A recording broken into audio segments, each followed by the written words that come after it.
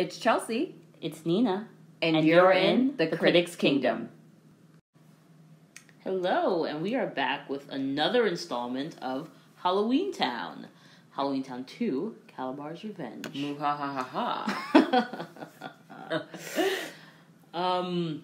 So this movie came out in 2001. Yep. We are 3 years after the first movie, but I think 2 years in the movie. 2 years in the movie, because you gotta, after you shoot it, you gotta edit it. It takes a year. Yeah, you gotta do the post. Because if they had really wanted to do an exact 2 years, they would have had to film it the next year. Yeah. Because movie magic. Abracadabra, y'all. Exactly. Abracadabra. But yeah, I would say I remembered this one very fondly as a child as well. I didn't fully remember the plot of it. But yeah. I remember you were a bigger fan of this one, and I was a bigger fan of Halloweentown High. I more distinctly remember Halloweentown High than Halloweentown 2. Yeah, so I guess with that, let's sort of get into the plot summary. Yeah, so the new character in this one, the big new character, is Cal. So it starts off with Halloween night, same as the last one, but 2 years later, Marnie's about 15, and her mom has clearly embraced some parts of Halloween because they're having a Halloween-themed party that is basically almost like a pre-party to... Pre-game. It's a pre-game. Pre-game. Oh, what it is. A pre-game, but there's also, children, because obviously she has 3 children. Yeah, you never heard of it's a sugar high? It's an all-ages party that's a pre-game to, the older kids and the parents' party that's going to be happening at the high school later that evening. And, Marnie and her mother are doing what they usually do, which is basically fighting. But when they start, we see that Grandma Aggie has moved in with them, and she's lived with them for the past year, and it's clearly been a tenuous relationship between her and her daughter. It was tenuous at best. Yes, there's some slight tensions there. And we see her and Sophie crowded in Aggie's room, which is clearly, just decked out as, a witch's ideal room. It's dark, and there's a crystal ball, and there's a spell book. Everything you could imagine. That's her room. Does.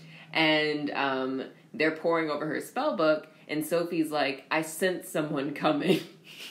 And because, as we said before, she's the precocious one in the family, and actually can, follow her intuition. And they're like, oh, we need to go look for who that is. Let's go check who's coming through the door. And they are about to head downstairs to do it. And then at that moment, we see Marnie and her mom in the kitchen, again, like I said, having a discussion. Mm. And then we see this guy with a long leather jacket come in with this older man who looks to be his father. And he introduces himself. And he's like, hi, I'm Cal, and this is my father, Alex.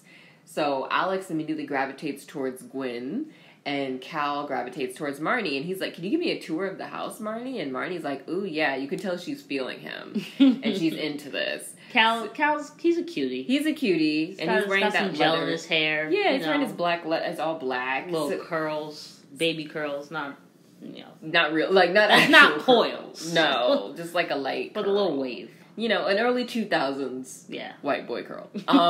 And she takes him up to her room, and he's like, wow, your room is basically, non-expressive, at all. which is not true. Which is truly wild, because it's she's painted the room, there are photos up, the curtains are a different color, the walls are green. It just doesn't make sense. Yeah, the walls are green. The green rooms are not unexpressive. Exactly. That's just not a thing. He's like, your room tells me nothing about you. Normally they do. And then she takes that as well, now I need to basically show this boy, that we have expressive rooms in this house. So she's like, oh, well, actually my grandma's room is interesting. So then, before he can leave her room, she makes her grandma's room appear, because they actually hide her grandmother's room whenever people are over. She makes it appear. They go in there. And he's like, oh, wow, this room is cool. And she's like, yeah, she has all this cool stuff. And he's like, she's really into magic. And she's like, yeah, it's just a fun hobby. Because, of course, she can't say she's a witch.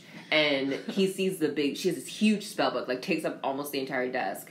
And he's like, oh, wow, this looks really cool. And he tries to touch it. And Marnie, bops him and is like, no, you can't touch that. Absolutely. And then she's like, well, we should probably go, because she knows she shouldn't be in there in the first place with the man.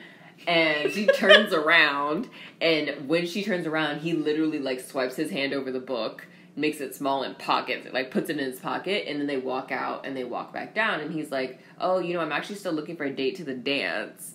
And she's like, oh, yeah, maybe I'll go with you. And he's like, oh, okay, cool. Well, I'm going to actually, like, head back home before the dance. So he tells his dad, like, okay, Dad, like, you hang out with Marnie's mom, and then, like, we're cool. We're Gucci.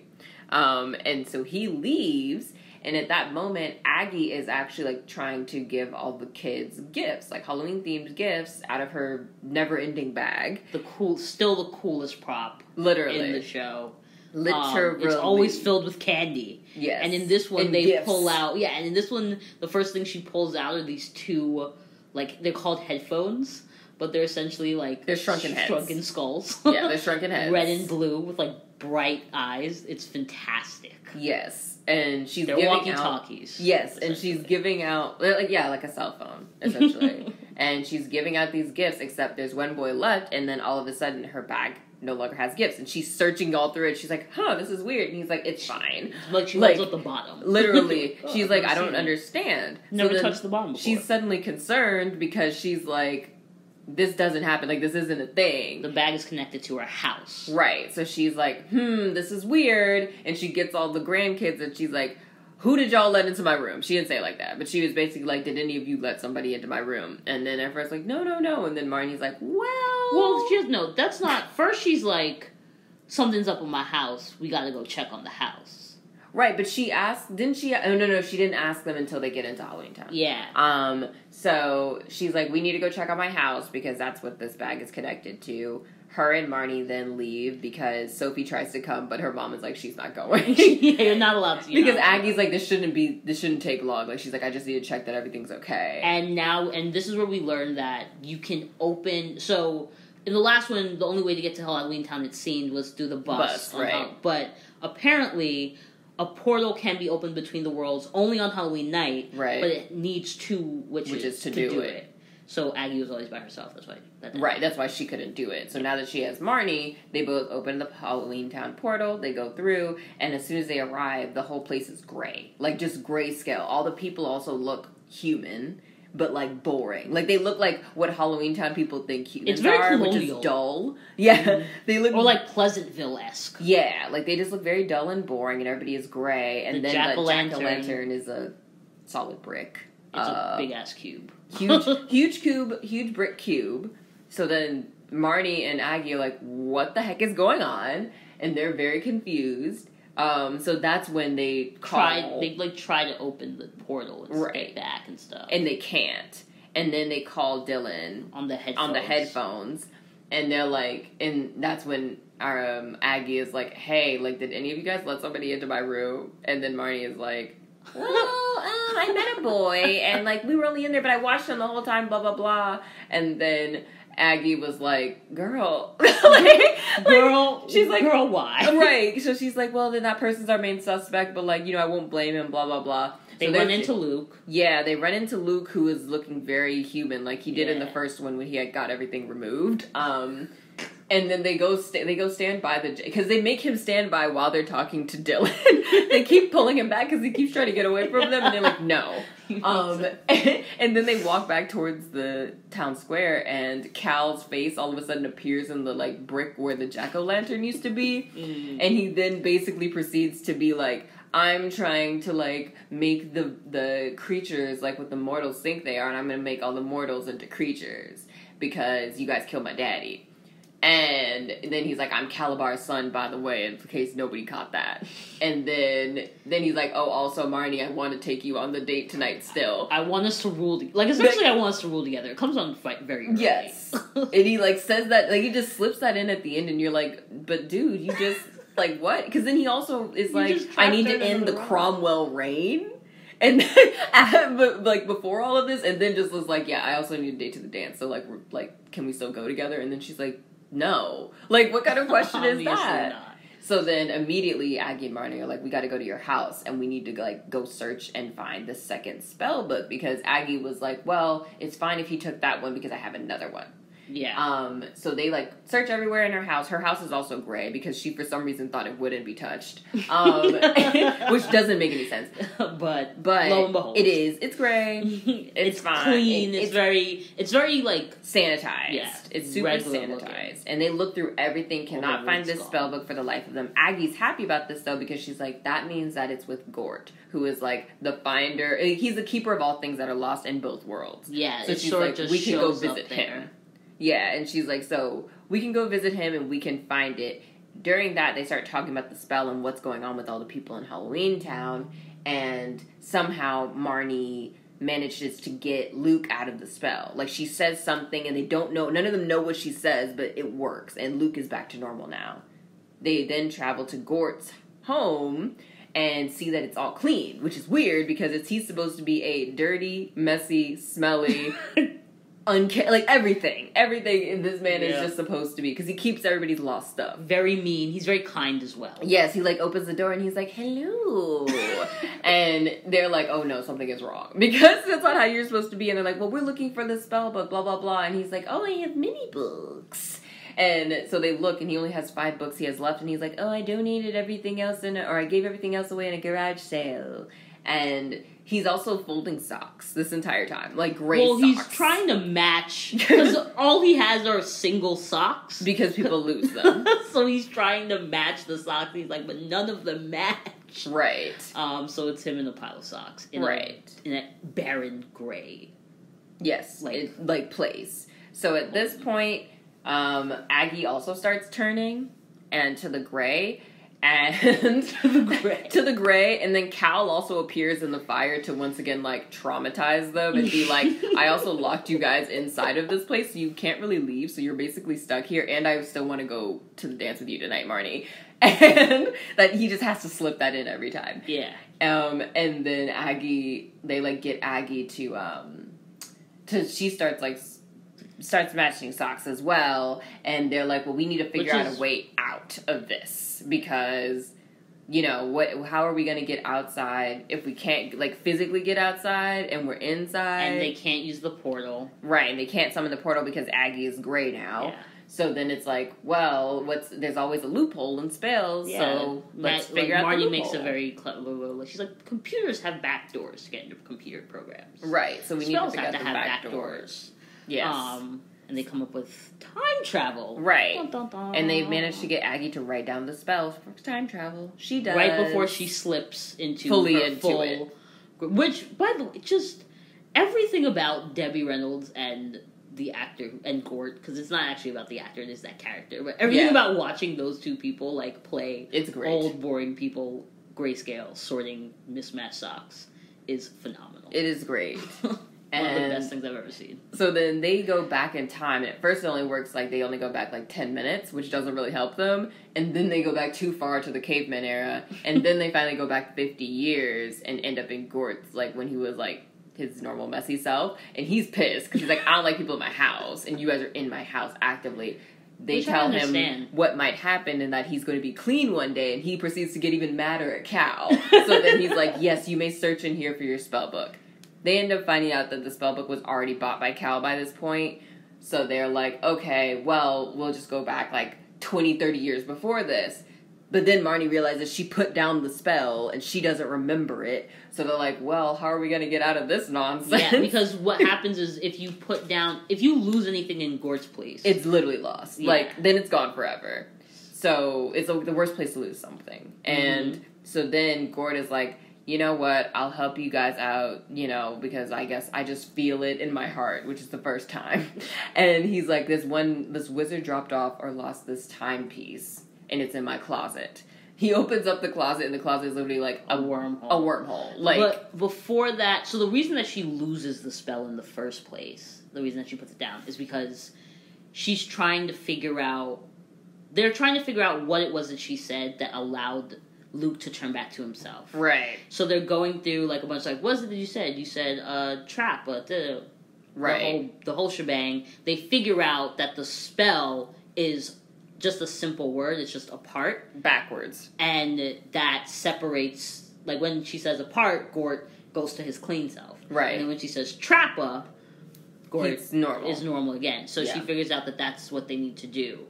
But then they're like, all right, let's go back. Then she's like, oh no. Right. And they're also on the clock because the portal closes at midnight. They've got like 20 minutes. Yeah. Till midnight. So they go on this wormhole. All while this is happening, the mom and Alex have gone to the dance and are enjoying themselves. Sophie and Dylan were at home, I guess, cleaning up. And then Sophie is like, yo, Dylan, I don't like that dude. We need to figure out what's up with him. He's not giving me good feelings. They find out he's a golem, which is basically like a person that's been composed of something, but they're not a person. Like, it's like, they're basically just like a made up thing. So Cal essentially just like conjured up Alex to be his father. Fake father. So then Sophie's like, we need to go tell mom immediately. And he's made of frogs. Sophie's like, I think he's a golem made of frogs. Yes. Dylan, as usual, is like, no, that's right. not. He's like, that's not a thing. Even though he lives in a house with multiple witches. So you would think that he would.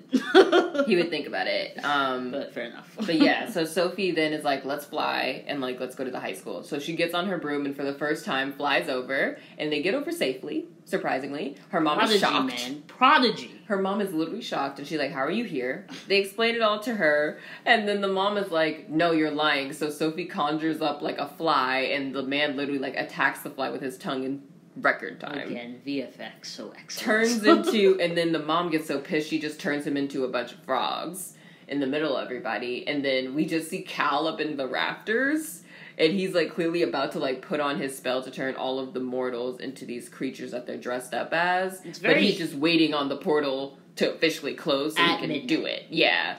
And the mom like sees him. So she's about to say something and then he like forces the mask back on her face so she'll turn into something. And at that moment, Marnie then finally manages to like, they get into a black hole and it takes them right back to the original time that they were at with Grey Gord and Grey Aggie. And they they do the trap of spells on both of them and they turn them back to normal. And then they're like, we need to summon the portal. They summon the portal and then the portal starts closing because they have like 8 seconds. Yeah. And so Marnie could have gotten through. She really could have. But she didn't. And then she just starts crying because she's like, I didn't want to stay here. Like, I wasn't supposed to stay here for another year because she's supposed to do her witch training, which was going to take a full year, but that wasn't supposed to be until the year after. Or she was trying to decide. Yeah, between being a human or being a witch. Like, full time. Right. Because the idea being that she couldn't do both. Right. So then they get in the portal, or they don't get into the portal, and then she's crying. They're trying to figure it out. Sophie calls them on the headphones because, she's the only sane person there. And she's like, yo, mom's a god. Like, Mom is literally a monster. Everyone's a monster. Everybody is a monster. We need to change that. What are we gonna do? Because Cal performed his spell right at midnight, and all of them, everybody that was dressed up in something changed. Isn't he, like, sitting on the thing in, like, a crown? He literally puts a crown on his head. And then Sophie's like, well, Marnie, we can just come up with a spell. Like, let's just come up with one. So they literally think of one, and it works. And they summon up the portal and basically open up the two worlds, what will be then forever. No time restraint now. You can travel. And Cal is shocked. Like, he's literally over there in his throne with his crown on. And he's like, yo, like, what? And he's like, I'll be back. And then, like, disappears. And everybody else just turns back to normal. And they're like, wow, what a great party. Yeah, because he tries to, like, fight them. But Marnie does, like, a whole speech thing. And it's very, She's like, I don't, she just is not scared of him anymore. And so he basically just goes back into the shadows. But he doesn't die. Important point to note. And then everything basically just goes back into the party. And then Marnie's like, wow, now I don't have to choose between being a human and being a witch. And that's basically, That's the film. That's the film. That sounds pretty... In its entirety. Yeah, so, this one's got... It's a sequel. You know, and I think this is our first sequel that we're watching, this is reviewing. The first single. Second, we did Twitches. Second. I will say, like, interestingly enough, I feel like even when I was younger, I enjoyed this one more than the first one. I don't know why. Mm-hmm. I think that was just the case for me. Mm-hmm. And it's another just fun ride, but I think it's actually a pretty well done sequel, all things considered. No, it is. And it continues on with the story in, like, a way that at least kind of makes sense. My only real critique of the film, and I think we talked about this, was the idea that, like, they never actually tell you why he wants to do, like, it's like there's no, other than, like, I guess he doesn't like the Cromwells, but that's never explained. It's very general, because at the same time, like, you're also trying to bag. Right. So I don't... So it's like, it's weird, and then you message. Don't say why you want to turn them why you want to turn the people in Halloweentown, like, into normal humans, or to caricatures of humans. Yeah, because he never even, it's not even like he says, like, this is, like, revenge for my father. Right. It's just that, like, this is just his plan. Literally. And it's just like, wait, like, we understood why your father did what he did, but there's no, the motivation for him, yeah, like, we got it, is lacking, as for Cal, specifically. It's like, I don't really know why. There's also a question of the sort of level to which this plan was thought out. I mean, I guess in theory he just didn't grow up in the mortal world, so maybe he doesn't understand, like, tanks and armies, but he is at a high school in one town in America. Right. So if you turn all the people here into monsters, the people in the rest of the world, and not even the rest of America, probably just the rest of the county, rest of the state, you know, they're gonna come and they're just gonna kill everything. Right. Like, that's what's gonna happen. Unless he's so powerful that he'll be able to somehow stop everything before he gets, like, shot. But I don't know how true that is. Yeah, I mean, he could hide well, I guess. But yeah, it doesn't seem very... It doesn't make much... Like, that part of it is, like, the more you think about it, you're just like, I'm confused. But if you don't focus on that... But children didn't think about it. I didn't think about it at all. It made perfect sense. I wasn't sitting there like, there's a flaw in this logic. Yeah, like, the world was definitely as big as my block when I was a kid. So, I get it. It's like, you don't really care. But there are a variety of topics that this one touches on. I know we talked about, like, how it's very, very much, like, toxic masculinity just personified. Rampant. Just even the fact that, like, it's like every time he talked to Marnie, it was just so, like, you're my queen, and, like, you must go on a date with me, and we must rule together. There's a moment where she's like, why would I want to go on a date with you? Like, you're trying to turn my mom into a monster. And he's like, this is not a date. This is our future. I was like, I am deeply He's literally only interacted with this girl max 3 times. Like, it's like, he never met her before this day. Like, it's like, that is not, you can't just... This all happens in the span of one night. As a general rule for everybody, not just, you know, the masculine part of humanity, like, you can't just decide you want people and then take them. Right. You know, it's just not, or coerce them into something. History tells us that's a bad idea. Don't do that. Horrible. Well, and then the funny thing is evil. Is that if he had left her, like, she was into him. It was just he was evil. Yeah, but then but then you stole the spell book, and she would have gone to the dance. She definitely would have gone to the dance with you because she was like, oh wow, somebody's paying attention to me. like to be honest, that's what it came off as. And so it's like, it just didn't make any sense, but it's like very much like he's like, every single time he talks to her, he has to bring up how he likes her and how he, like, she should automatically be into him for some strange reason. Like, I'm like, it's not even like you're even coming from another old wizarding family or something. Like, it was, or maybe like, you are, but like, even in that logic, my mom rejected your dad, right? Which suggests, and your dad then tried to destroy my family. Like, why would I be down for you? Right. This isn't a Romeo and Juliet situation. I think he thinks it's a Romeo and Juliet situation. He clearly does. Like, he'd been plotting on her. Yeah. You could just tell. But he doesn't, no means no does not apply to Cal in his mind. No, it was like every single time he just kept being like, no, you're going to the dance with me. You'll even eventually if I get come rid of your around entire to family line. Yeah. You'll eventually come around to my side. It's like, that's just not true. He was like acting like it was an arranged marriage, and it's like, no, sir. So that was interesting to engage with. Because as a kid, I didn't realize how bad it was. Same, I did not remember that either. And now it just makes me very uncomfortable. Every time he showed up, I was like, and it's just his head floating in various substances. So you're like, I'm deeply uncomfortable. Yeah, it looks disturbing. Especially the brick one. There's a part where you sort of see in one of the early shots, you see his face sort of come through the wall a little bit. It's like, and you're like, what? Like, if you're paying attention, you'll catch it in the background. You're like, what? What is going? Somebody was having fun in that VFX room. They were like, this is a great little trick we can do.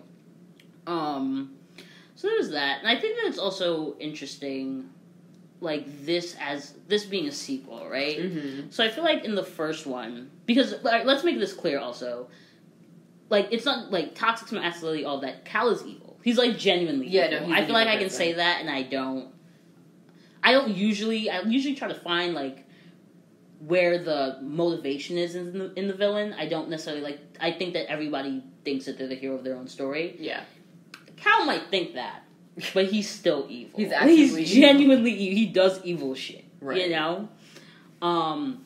But I find it interesting that it's just the way that this developed. Like, I feel like in the first one, we have a situation where, okay, what Marnie's confronted with, what our protagonist is confronted with, yes, is that there is this other world, there's this other part of you that you don't know. Mm-hmm.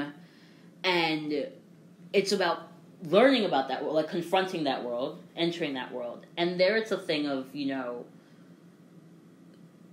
people being turned into, like, what's on the outside, and that's monstrous. Right. You know what I mean? So, like, this thing of, like, forcing people into, like, these stereotypical versions of themselves is monstrous. Right. Like, you can take it and draw that conclusion from it if you want. Right. And then but then in this one, like, again, Cal is genuinely evil, and what you have is a protagonist who's confronted with, you know, she has this choice to make, this idea of, like, she has to pick a world. Right? She can't coexist in both. Right. She has to pick a world. And in the, like, journey of, but something goes amiss, and in the journey of figuring out, like, what's wrong in each of these worlds, it's that this time it's not monstrous, or it's not only monstrous, it's evil. It's genuine evil.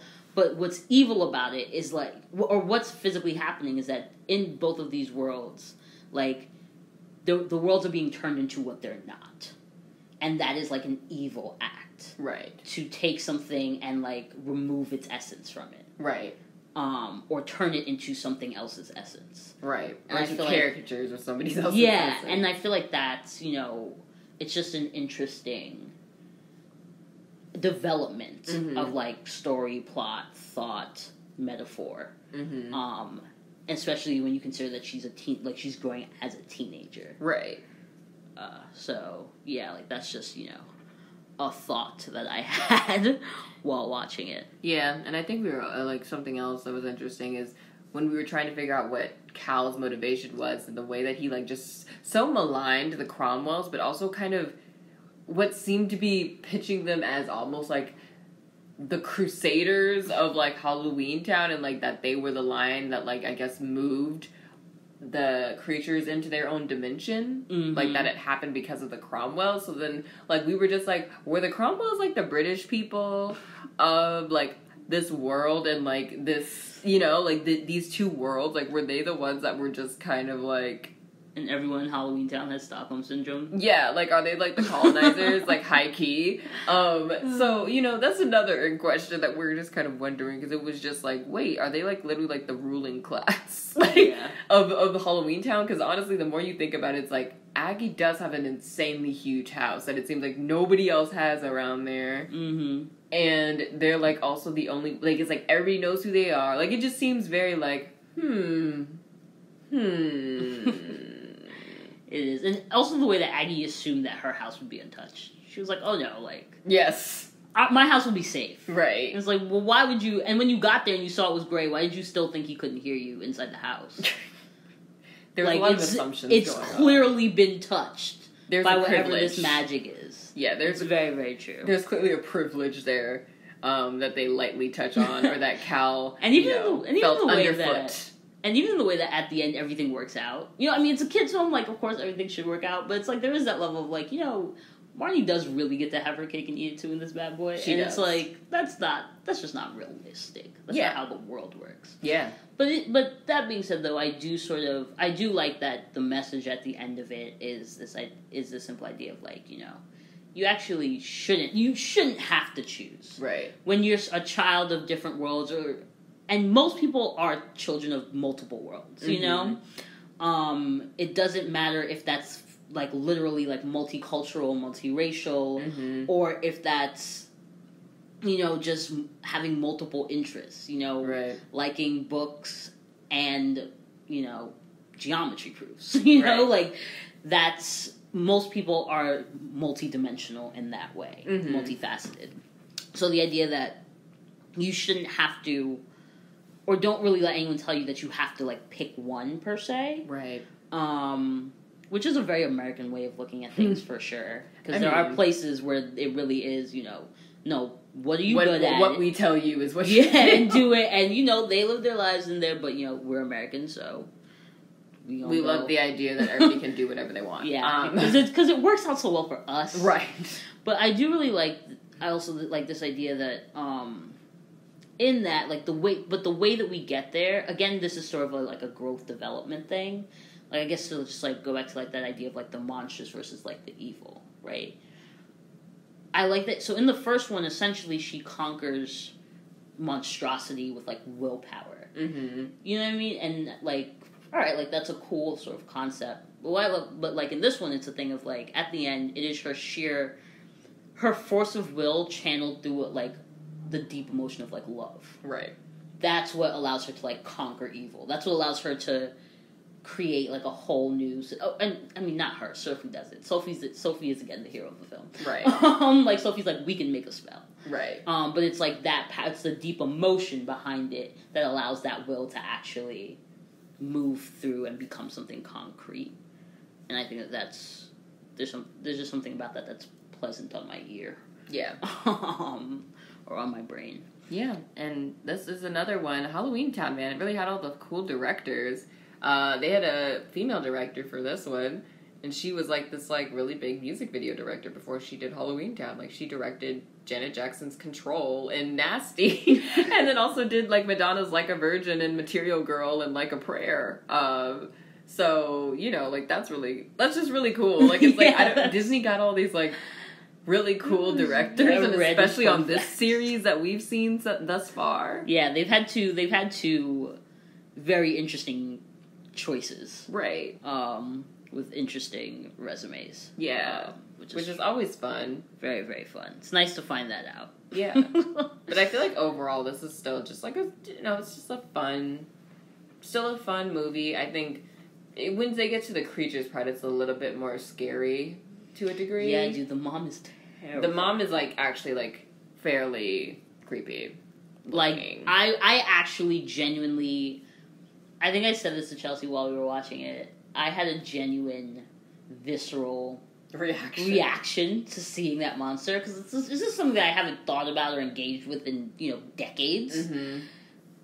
And I saw it, and I immediately was suddenly a child again in my room. Oh God, no, I'm not sleeping tonight. That's not happening. And I was you know what? You're old enough, you are gonna be able to get to sleep tonight. But watch a comedy. Right. Do something lighthearted before you go to bed.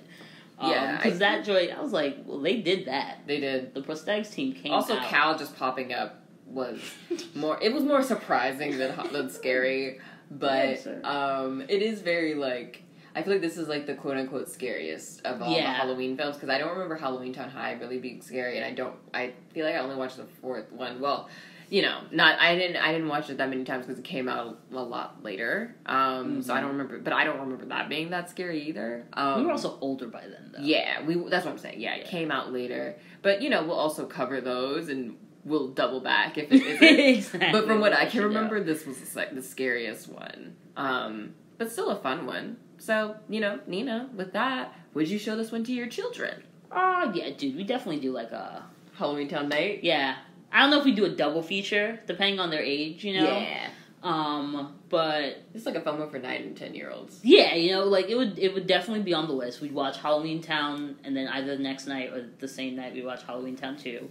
And it's still I like that there's growth. There's genuine growth that you can see. Character development.